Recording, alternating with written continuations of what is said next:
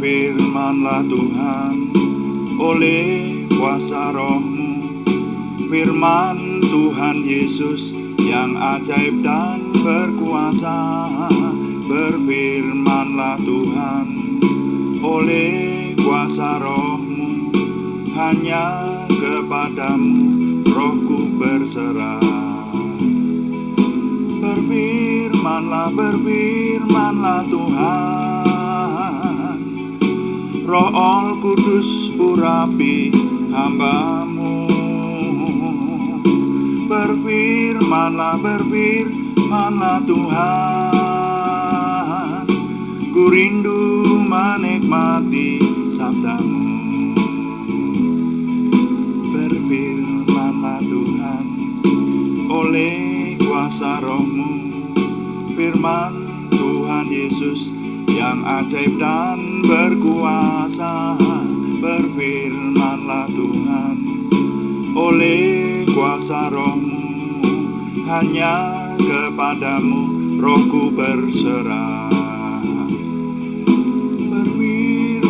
Berfirmanlah Tuhan, Roh Kudus urapi hamba-Mu. Berfirmanlah Tuhan, ku rindu menikmati sabda-Mu. Ku rindu menikmati sabda-Mu.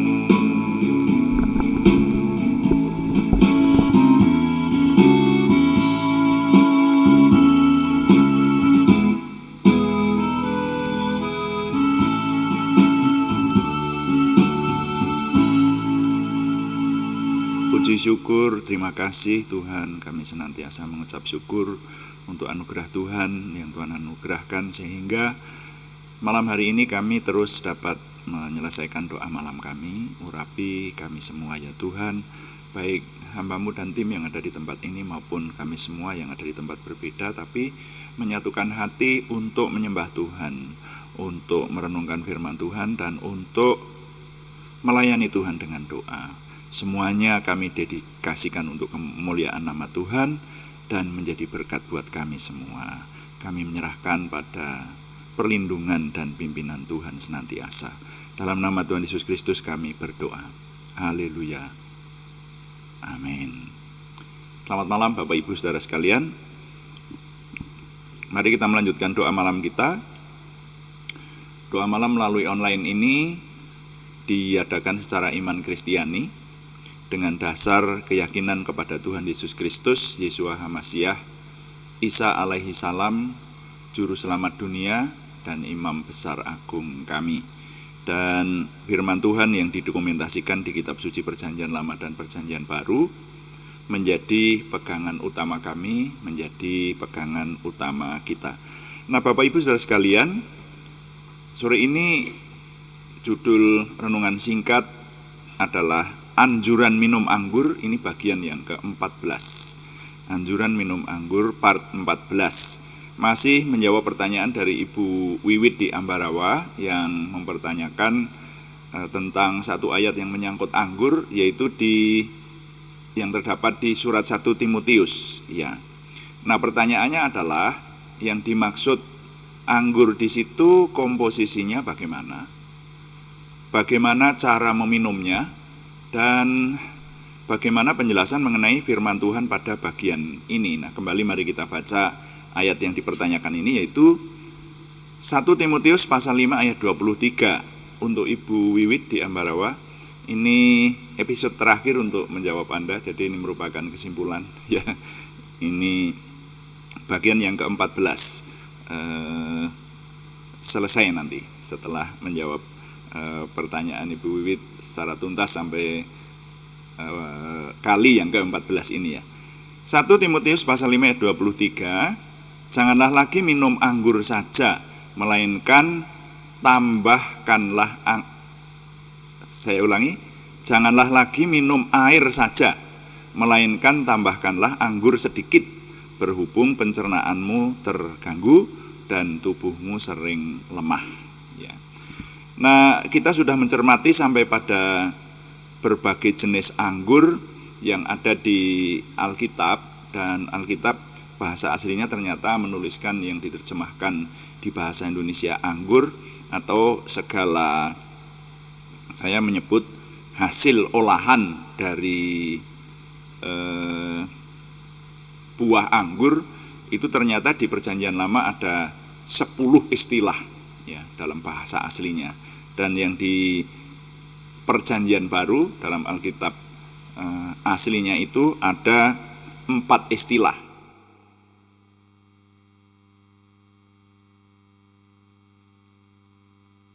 Jadi semuanya ada 14, saudara. Nah, dari 14 istilah itu ketika diperas ternyata kita dapati ada 8 macam saja, 8 macam hasil olahan anggur ya, termasuk minuman ya. Jadi ternyata ada yang makanan soalnya, saudara ya, tidak berupa cairan. Kemarin sudah kita renungkan ya di doa malam sebelum ini, jadi episode sebelum ini. Nah, kita sudah meneliti juga istilah yang digunakan dalam surat 1 Timotius pasal 5 ayat 23 itu, ternyata yang digunakan adalah istilah oinos dalam Perjanjian Baru. Nah, istilah oinos ini yang diartikan ternyata adalah minuman anggur yang dihasilkan dari perasan buah anggur tapi sudah difermentasi, saudara ya. Jadi mengandung alkohol yang ini. Hanya di sini berbeda dengan ada jenis minuman yang lain juga dari anggur dan mengandung alkohol tapi sudah dicampur, dan ada yang kadar alkoholnya melebihi batas sehingga mudah memabukkan. Bukan itu. Oinos itu adalah anggur yang layak untuk pesta pada waktu itu, saudara ya. Jadi istilahnya, saya pakai istilah saya yang disebut oinos ini anggur elit gitu loh, bukan arak ya. Karena di dalam terjemahan bahasa Indonesia kemarin sudah kita teliti juga, banyak diterjemahkan dengan sebutan arak, yaitu yang bahasa aslinya disebut sobe, lalu sikar atau sikera. Sobe, sikar atau sikera. Itu sama-sama juga diterjemahkan anggur tapi banyak diterjemahkan arak, bukan itu. Ya. Nah, jadi oinos ternyata. Nah, ternyata dalam 1 Timotius pasal 5 ayat 23 itu dikatakan anjuran yang dinyatakan di situ dijelaskan berkaitan dengan kesehatan, dan bahwa minum air ditambah sedikit dengan oinos, dengan anggur itu akan berguna bagi kesehatan. Nah, ini yang nanti akan kita coba mencermati. Jadi melalui referensi yang saya dapatkan dan pada zaman sekarang, saudara-saudara sekalian, ternyata anggur sudah diselidiki dan memang berguna untuk kesehatan, saudara. Melalui referensi di Wikipedia, kurang lebihnya dikemukakan di bawah ini. Paling tidak saya dapati ada 5 manfaat ya. Saya sebutkan untuk kita pahami. Jadi anggur itu ada manfaatnya. 1, menangkal radikal bebas, saudara. Anggur itu memiliki kandungan zat yang disebut resveratrol. Nah, zat yang disebut resveratrol ini yang dapat menangkal kerusakan sel-sel tubuh akibat radikal bebas. Ya, Anda tahu radikal bebas, makanan yang kita makan itu hati-hati, itu banyak yang mengandung radikal bebas, jadi harus teliti. Contohnya yang saya ingat ya, minyak yang sudah dipakai 2 kali itu menjadi radikal bebas gitu, dan itu tidak bisa dicerna oleh tubuh dan nanti akan menjadi racun dalam tubuh dan menimbulkan kerak pada otot. Makanya kemudian otot-otot bisa menjadi kaku, peredaran darah terganggu dan menyebabkan stroke, kan begitu. Itu mudah-mudahan tidak salah. Ini yang lebih paham teman-teman yang memahami kesehatan. Jadi menangkal radikal bebas sehingga dikaitkan dengan pencegahan kanker. Itu nomor 1, ya. Kemudian manfaat anggur nomor 2, memelihara kesehatan otak dan fungsi memori. Kandungan resveratrol tadi juga baik untuk kesehatan saraf dan otak. Itu nomor 2. Lalu yang nomor 3, menjaga kesehatan jantung. Konsumsi red wine atau anggur merah dalam batas yang wajar dapat membantu mencegah penyakit jantung dan mengontrol tekanan darah. Diduga karena efek red wine ini mengurangi kolesterol jahat dan peradangan dalam tubuh. Nah, itu yang ketiga. Lalu yang keempat, menjaga kesehatan mulut dan gigi. Ternyata red wine juga dipercaya mampu menurunkan kemampuan bakteri jahat untuk menempel dan merusak gigi. Lalu yang kelima, yang terakhir, menurunkan kadar gula darah. Red wine atau anggur merah dipercaya dapat menurunkan kadar gula darah selama 24 jam. Penjelasannya seperti itu, saudara. Sehingga menurunkan risiko terjadinya komplikasi. Nah, ini menurut penyelidikan yang saya dapati referensi dari Wikipedia, saudara ya. Nah, dengan diselaraskan penemuan pada masa kini, maka memang terbukti anggur memiliki manfaat untuk kesehatan. Nah, sekarang kita sudah sampai pada kesimpulan untuk menjawab pertanyaan Ibu Wiwit. Ketika ditanyakan yang dimaksud anggur dalam 1 Timotius 5 ayat 23 itu yang komposisinya bagaimana, saya tidak dapat menjawab dengan angka-angka persen. Ya, komposisinya air berapa, gula berapa, lalu kandungan anggur sendiri, sari buah anggur berapa gitu, saya tidak bisa menjawabnya. Yang komposisi sampai sedetil itu, karena dalam Alkitab dan referensi yang saya jumpai juga tidak ditemukan penjelasan sampai sedetil itu, saudara.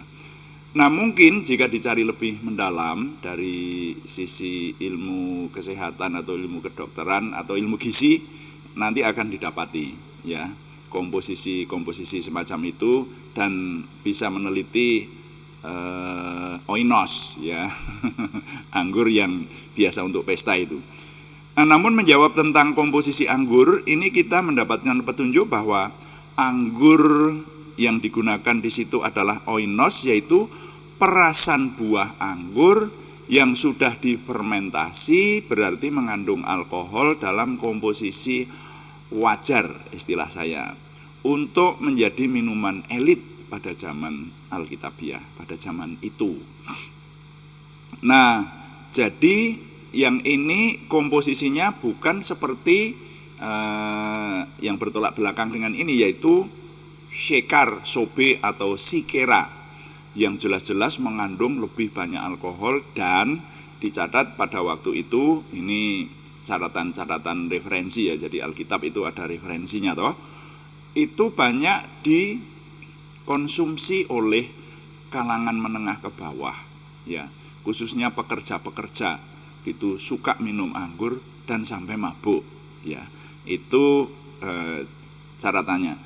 Nah, sesuai dengan anjuran dalam 1 Timotius 5 ayat 23, anggur yang adalah oinos ini pun harus masih dicampur dengan air, atau tepatnya air yang ditambahkan sedikit anggur, begitu. Jadi komposisinya itu banyak airnya. Di situ hanya dinyatakan tambahkanlah sedikit anggur, itu komposisinya. Itu saudara ya.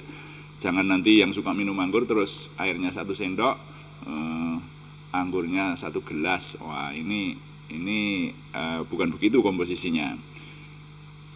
Jadi setidaknya yang kita dapati semacam itu komposisinya, hanya ditambahkan pada minuman air. Jadi rupanya Timotius itu sebagai anak rohani Rasul Paulus, sekali lagi dia suka minum air. Nah ini sudah berkali-kali kita sebut sepertinya ya, bahwa ayat itu menunjukkan demikian. Timotius itu menjadi teladan untuk memiliki hidup rohani yang benar. Nah begitu. Sampai Rasul Paulus menganjurkan untuk menambahkan minuman anggur oinos dengan tujuan untuk kesehatan. Nah sekarang pertanyaan kedua, bagaimana cara meminumnya? Sesuai dengan fakta Alkitabiah bahwa anggur tadi di 1 Timotius 5 ayat 23 hanya sebagai tambahan sedikit untuk tujuan kesehatan dan tidak ada petunjuk secara khusus. Seperti petunjuk minum obat sehari harus berapa kali begitu, tidak ada. Di referensi juga tidak saya jumpai, saudara. Jadi saya tidak bisa menyampaikan bagaimana cara meminumnya. Tapi kalau secara garis besar, yang jelas meminumnya dengan tujuan khusus untuk menyehatkan tubuh. Jadi minum untuk kesehatan itu tentu berbeda dengan minum pada saat pesta. Dan juga cara meminumnya bukan seperti masyarakat bawah yang minum banyak-banyak jenisnya sikera itu sampai mabuk, bukan begitu. Tetapi meminumnya mesti sedemikian rupa sehingga menghasilkan tubuh yang segar. Nah, kalau saya boleh menafsirkan, karena di situ dikatakan jangan hanya minum air saja, tambahkanlah anggur sedikit. Kalau kita mengacu dari kalimat ini, berarti Rasul Paulus itu tahu bahwa Timotius itu minumnya hanya air. Nah, sehingga karena dia meminum air, itu disuruh menambahkan anggur oinos sedikit. Sekarang mari kita bayangkan, kita terima pada zaman sekarang, biasanya orang minum itu normalnya berapa kali? Ya, ada yang mengatakan bahwa minimal sehari harus minum 7 gelas biasa.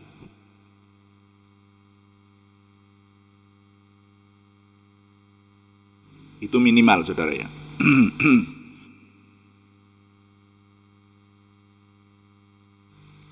Jadi 7 gelas biasa, bukan gelas besar, gelas biasa yang biasa untuk nyuguhin tamu lah, yang pada umumnya itu. Nah, lalu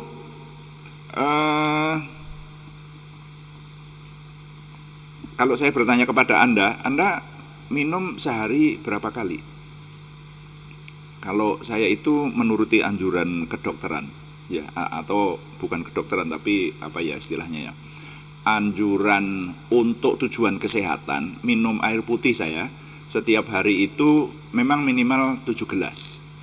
1 pada waktu bangun tidur, 2 pada waktu setiap mau makan. Jadi setiap mau makan itu dianjurkan minum air 1 gelas. Lalu setiap mau mandi, mandi kan 2 kali sehari maksud saya. Lalu setiap mau tidur dianjurkan minum 1 gelas air hangat. Jadi kalau dijumlah semuanya 7, itu pas dengan waktunya. Makanya kalau dibiasakan semacam itu, kita menjadi sehat. Ya, ada rumus yang seperti itulah. Dan saya laksanakan. Saudara, dulu kalau bicara masalah minum air ini, saya bertahun-tahun minum 1,5 liter setiap pagi. Jadi begitu saya pensiun dari perusahaan swasta dulu, saya minum air 1,5 liter untuk sekali minum. Itu boleh istirahat, tetapi hanya, seingat saya, tidak boleh lebih dari 7 menit. Boleh istirahat untuk minum, menghabiskan 1,5 liter itu, tapi tidak boleh lebih dari 7 menit istirahatnya. Jadi bisa disebut sekali minum itu. Saya bertahun-tahun, tapi sekarang semakin tambah usia, saya tidak seperti itu lagi, tetapi saya bagi dalam sehari 1,5 liter itu diminum selama 7 kali dengan 7 gelas itu. Dan saudara-saudara sekalian, saya minum tentu lebih dari itu. Yang lain nanti kalau disuguhin orang, kemudian beli es campur dan sebagainya, masih tambah lagi. Jadi dalam satu hari ada teori yang mengatakan minimal 1,5 liter, ada yang mengatakan minimal 2 liter kan, seperti itu. Nah itu 2 liter lebih baik tentu saja. Nah jadi kalau punya kebiasaan minum yang semacam itu, nah itu sekarang kita tinggal menambahkan saja. Paulus berkata, tambahkanlah sedikit anggur, dan ini untuk obat, bukan untuk kecanduan, saudara ya. Jadi kalau sudah sembuh ya sudah, mestinya seperti itu pemahamannya. Dan minumnya tidak melebihi batas, tidak seperti minum sobe, shekar atau sikera yang jelas-jelas memang disengaja supaya mabuk itu. Tetapi juga bukan anggur segar seperti yang di bahasa aslinya disebut asis ya. Jadi oinos, saudara. Nah, sesuai dengan anjuran dalam 1 Timotius 5 ayat 23, sekali lagi anggur oinos ini pun harus masih dicampur dengan air yang komposisinya banyak airnya. Nah, kemudian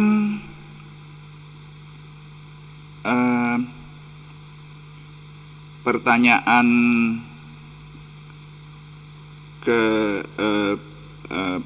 berikutnya ya.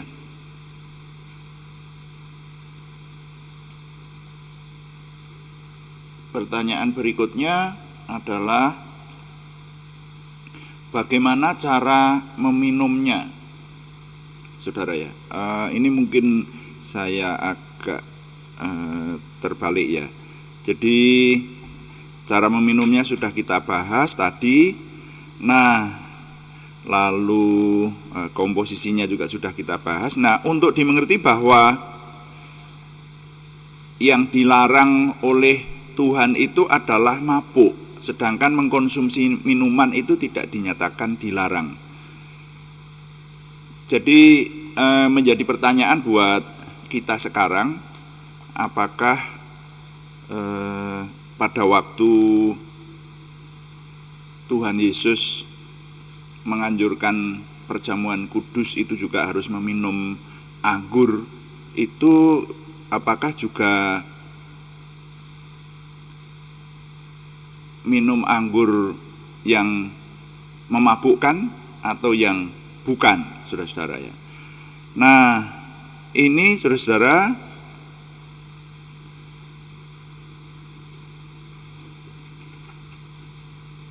ada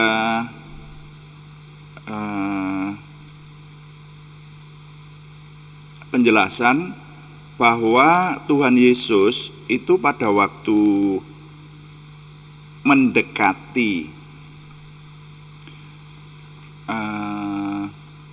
karya besarnya di kayu salib, maka itu pada waktu Paskah, saudaranya. Nah, pada waktu Paskah itu yang harus digunakan adalah anggur yang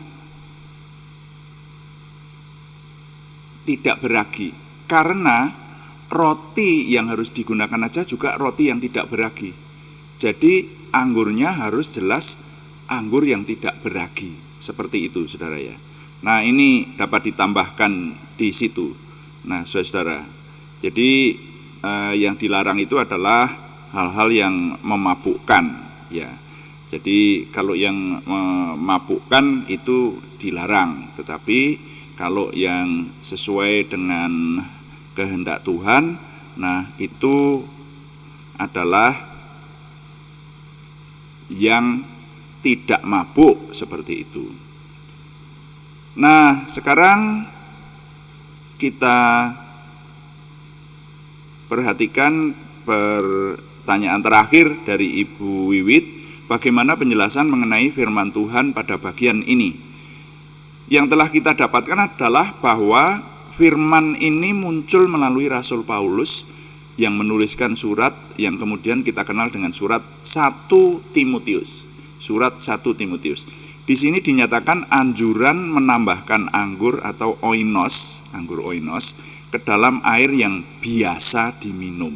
Jadi penjelasannya begitu. Nah, munculnya hal ini menunjukkan bahwa Timotius memang sekali lagi tidak biasa minum anggur, tetapi dianjurkan menambahkan anggur oinos.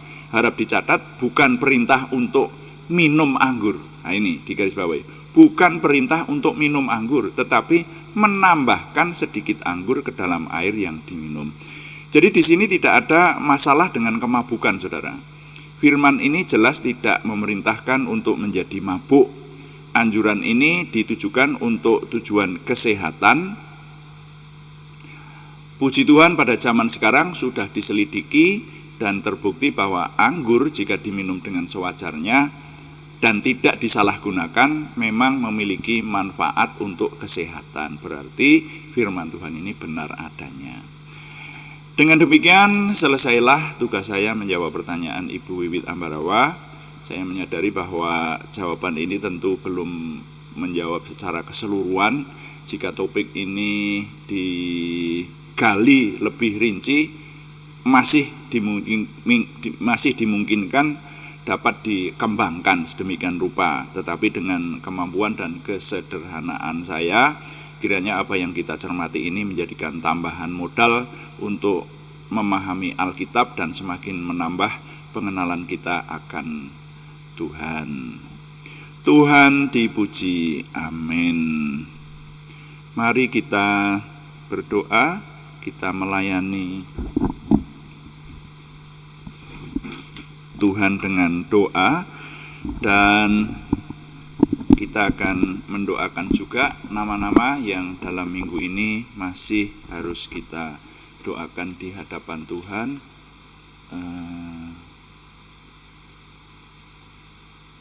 Saya diberi catatan ada yang perlu ditambahkan karena ada saudara kita yang masuk rumah sakit lagi, tambahan masuk rumah sakit lagi. Mari kita sembah Tuhan dan berkata, kuduskan tempat ini, kuduskan hati kami supaya kami dapat berdoa, dan kita akan berdoa. Haleluya.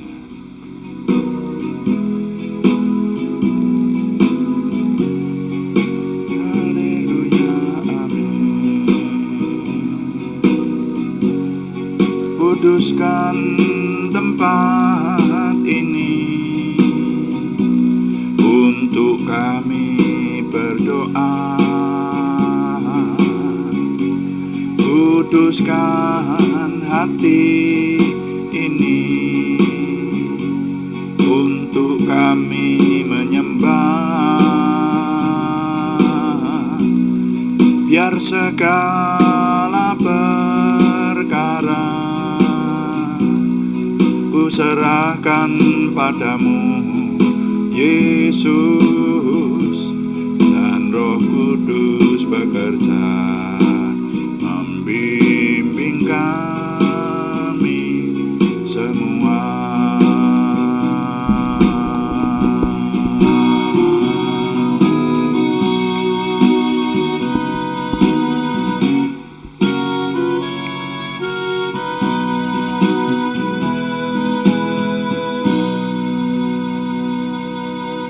Bapak, terima kasih Tuhan memberkati kami dengan doa malam hari ini, dan kami bersyukur kami banyak menggumulkan hal-hal yang berkaitan dengan kerohanian, dengan kehendak Tuhan, dan kami mencoba semampu kami untuk lebih memahami dan lebih mengenal Tuhan.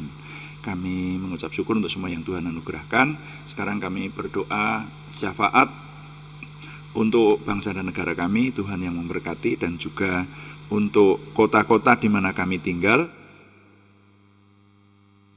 Kami mohon Tuhan yang memberikan kesejahteraan, karena kesejahteraan kota kami adalah kesejahteraan dari Tuhan untuk kami. Terima kasih Bapa di surga. Sekarang kami juga berdoa untuk nama-nama yang dalam minggu ini masih harus kami doakan di hadapan Tuhan. Kami mohon Tuhan yang menolong.